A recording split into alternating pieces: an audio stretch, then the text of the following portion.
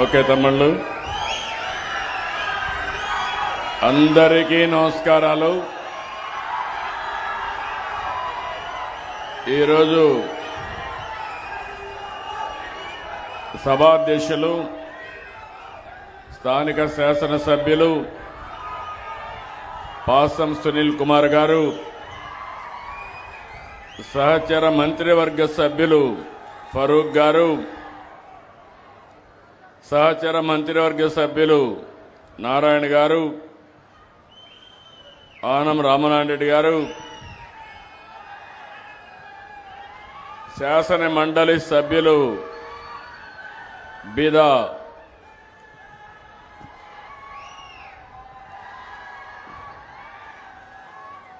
మస్తానరావు గారు వచ్చినట్లేరు, బీదా రవిచంద్ర గారు, గౌరవ పార్లమెంట్ సభ్యులు వేమిరెడ్డి ప్రభాకర్ రెడ్డి గారు, కలెక్టర్ శుక్లా గారు, ఈరోజు వేదిక పైనటువంటి బంగారు కుటుంబాలున్నాయి, అదే మరి పింఛన్దారులు కూడా ఉన్నారు. వారందరికీ పేరు పేరున మనస్ఫూర్తిగా నమస్కారాలు, అభినందనలు, శుభాభినందనలు. ఈరోజు మీ ఉత్సాహం చూస్తూ ఉంటే, మీ అభిమానం చూస్తూ ఉంటే మా కష్టాన్ని మేము మర్చిపోతున్నామని విజ్ఞప్తి చేస్తున్నాను.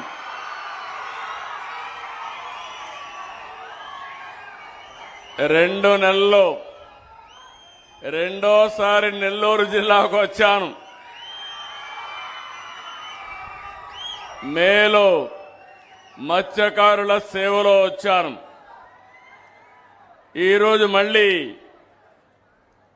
పేదల సేవలో ఈ కార్యక్రమంలో మీ జిల్లాకు వచ్చాను. పున్నపవారిపాళెం ఇప్పుడే ఎమ్మెల్యే గారు చెప్పారు, ఈ ఊరికి రోడ్డు వేసింది, బస్సు కూడా తెప్పించిన పార్టీ ఎన్డీఏ. అవునా కాదా? మీరు ఒక్కసారి ఆలోచించుకోవాలి.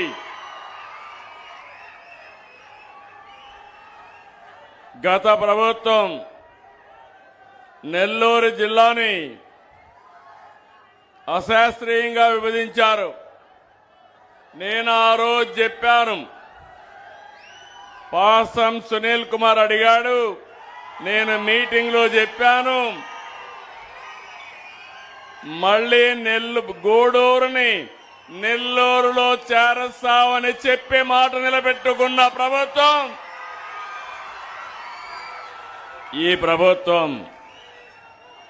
వెంకటగిరి నియోజకవర్గ పరిధిలో రాపూరు, సైదాపురం, కలవాయి మండలాల్ని నెల్లూరులో కలిపాం.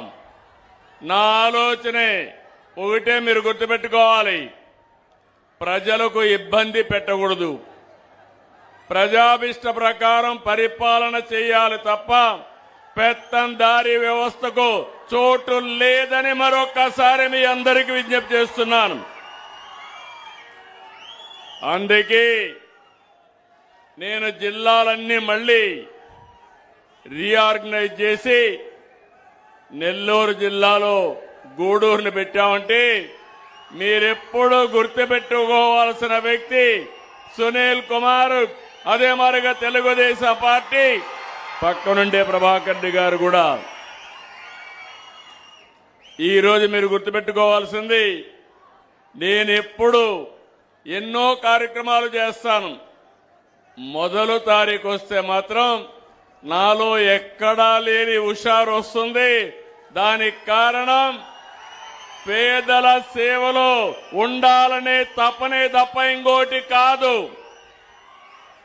మీరందరూ ఒకటి గుర్తుపెట్టుకోవాలి, నేను కూడా బటన్ నొక్కచ్చు, కానీ నేను బటన్ నొక్కేవాడిని కాదు. ప్రజల్లో ఉండే వ్యక్తిని నేను చేయడమే కాదు, సమాజంలో ఒక చైతన్యం తేవాలి. ఈరోజు నా పక్కన బంగారు కుటుంబాలు కూర్చున్నాయి, పెన్షన్దారులు కూర్చున్నారంటే వాళ్ళ జీవితాల్లో శాశ్వతంగా వెలుగు తేవాలనే ఉద్దేశంతోనే నేను ఇక్కడికి వచ్చాను. ఇంకొక పక్క మొదల తారీఖు వస్తే డబ్బులుండే వాళ్ళందరికీ కూడా గుర్తు రావాలి. సామాజిక బాధ్యత మనందరి బాధ్యత. సమాజంలో పుట్టాం, సమాజం వల్ల పైకొచ్చాం. మనతో పుట్టిన వాళ్ళు ఇంకా చాలా మంది కనీస అవసరాలు లేక తీర్చుకోలేక ఇబ్బంది పడుతున్నారు. అందుకే నేను ఆలోచించేది మొదల తారీఖున ఎమ్మెల్యేలు కానీ, ఎంపీలు కానీ, మంత్రులు కానీ, రాజకీయ పార్టీ నాయకులే కాకుండా అధికార యంత్రాంగాన్ని కూడా పంపిస్తున్నా. భవిష్యత్తులో ఒకటే కోరుతున్నాను, సమాజంలో పైనుండే 10%, అట్టడుగు నుండి 20%కి ఎప్పుడూ అండగా ఉండాలి. ప్రభుత్వం బాధ్యత మేం చేస్తాం. ఈరోజు మీరు చూస్తే మొదల తారీఖు వస్తే ఒక పండుగ వాతావరణం. వృద్ధులందరూ కూడా ఇంటి దగ్గర దర్జాగా ఉంటే తలుపు కొట్టి గుడ్ మార్నింగ్ చెప్పి వాళ్లకు డబ్బులు ఇచ్చే ఏకైక ప్రభుత్వం ఈ ప్రభుత్వం. వితంతువులు, దివ్యాంగులు 28 కేటగిరీలకు పెన్షన్ ఇస్తున్నాం. నేను ఎన్నికల ముందు చెప్పాను, ఒకే మాట చెప్పాను, నేను పెంచి పింఛనిస్తానని చెప్పి మాట నిలబెట్టుకున్నాం. ఇప్పటి వరకు 68,598 కోట్ల రూపాయలు మా పేదవాళ్లకు పంచామంటే అది నాకు తృప్తి. ప్రతి సంవత్సరం 33,000 కోట్ల రూపాయలు ఖర్చు పెడుతున్నాం. 1,000 రూపాయలు పెంచుతున్నాను. ఇంకా అర్హులుంటే అందరికీ మీరు చూస్తే 4,000, 6,000 దివ్యాంగులకి 10,000, 15,000 పింఛన్లు ఇచ్చే ఏకైక ప్రభుత్వం ప్రపంచంలో ఒక ఆంధ్రప్రదేశ్ ప్రభుత్వమే. ఒకరిద్దరికి కాదు, 62,20,000 మందికి ఇస్తున్నాం. నెలకు 2,712 కోట్లు ఇస్తున్నాం. ఒక్క నెల్లూరు జిల్లాలో 127 కోట్లు ఈరోజు డిస్ట్రిబ్యూట్ చేస్తున్నాం. 2,89,000 మందికి అండగా నిలబడ్డ ప్రభుత్వం ఈ ప్రభుత్వం. ఇక్కడే మీ గూడూరులో 27,000 కుటుంబాలకు ఇస్తున్నాం. 12 కోట్ల రూపాయలు డిస్ట్రిబ్యూట్ చేస్తున్నాం. ఎవరైనా ఒక నెల తీసుకోకపోతే, రెండో నెల లేకపోతే 3 నెలలు కలిపి ఒకేసారి పింఛనిచ్చే ప్రభుత్వం ఈ ప్రభుత్వం అని చెప్పి కూడా నేను మీకు తెలియజేస్తున్నాం. ఇక్కడుండే మీరందరూ ఆలోచించాలి. 2 ఏళ్ల ప్రయాణం. ఎన్నికల ముందు నేను ఒక మాట చెప్పాను మీ అందరికీ. నాకు అనుభవం ఉంది.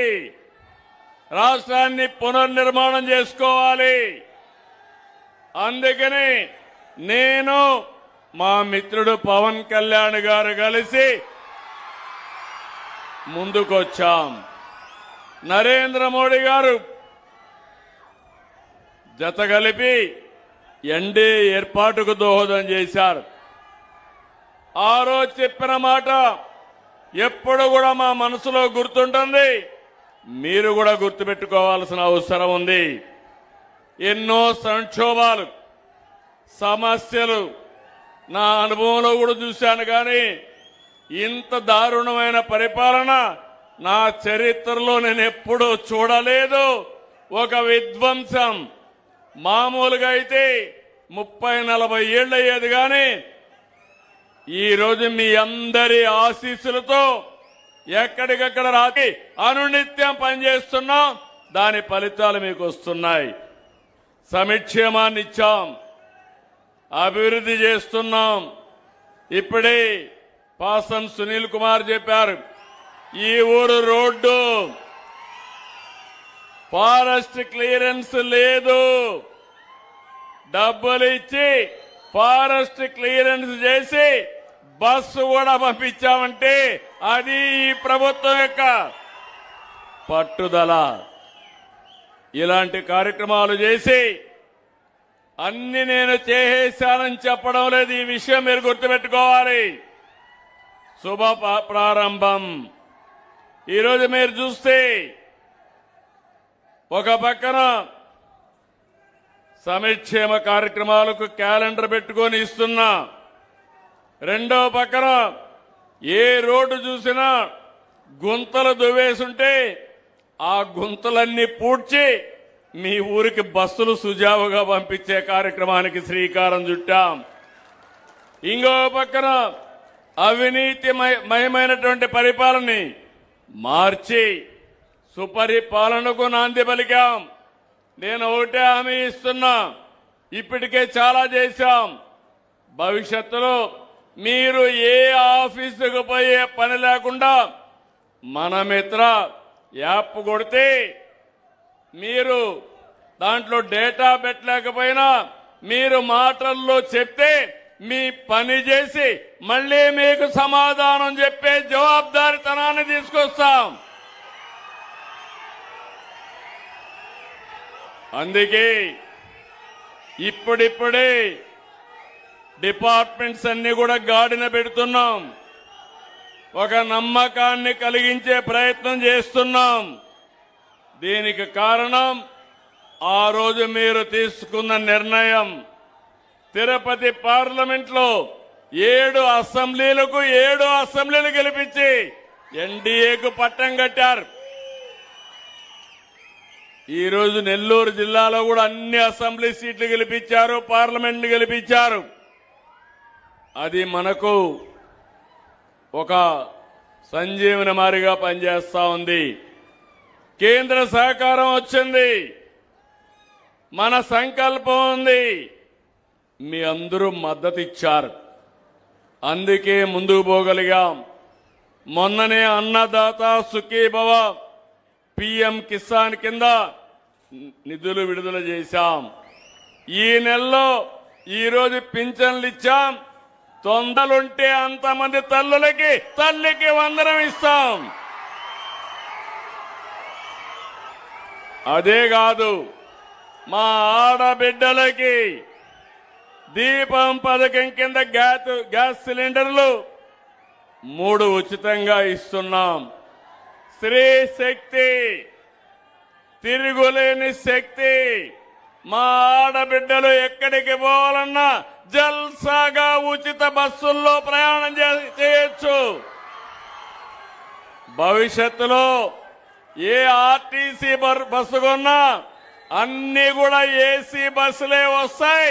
మా ఆడబిడ్డలు ఏసీ బస్సుల్లో తిరిగే రోజు వస్తుంది. ఇదే కాదు, దివ్యాంగ శక్తి, మత్స్యకారుల సేవలు, ఆటో డ్రైవర్ సేవలు, చేనేత కార్మికులకి 200, 500 యూనిట్లు ఉచిత కరెంటు ఇలాంటి పథకాలు అమలు చేశాం. నేను ఒకటే